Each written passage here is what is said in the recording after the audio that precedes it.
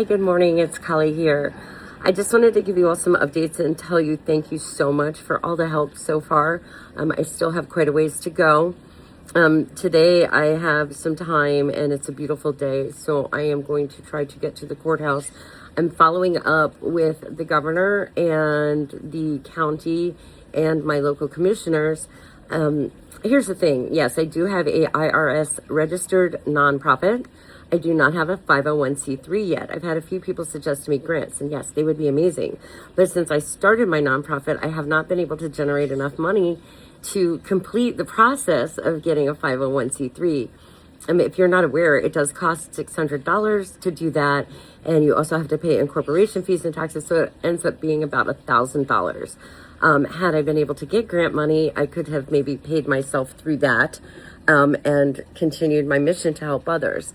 My nonprofit initially started off helping people escape abuse and offering empowerment, coaching, and counseling, stabilization, job counseling, career counseling, so that they don't end up in that situation again and are not in a position where they need somebody, which makes them vulnerable. When you need somebody, it always makes you vulnerable.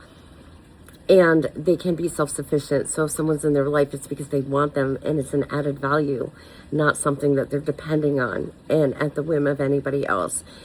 And as my sister and I were discussing it and looking at my situation, and our state has decided to allow people to build granny flats.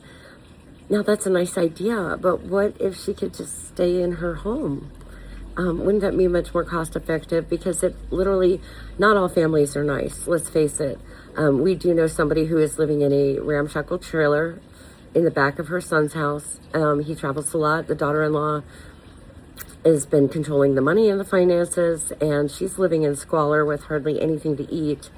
And they are renovating their house with her disability money because she lost her home because of property taxes and the inability to keep up. So it's really anybody who's vulnerable is being put at risk, especially when your income is at such a point and the laws have not been renewed since 1974. And the Save Our Homes Act is not really helping save homes. And I'm happy to see the homeless initiatives that are going on, but we do have an overwhelming homeless problem. So my goal is to at least help prevent that with people who have worked and paid for their homes and are on a very limited income. That is essential for community stabilization. I'm also reaching out with NACA, which is a neighborhood coalition in America here that helps low-income people get housing, and they may be able to direct me with something in that. So I am working very hard. I'm not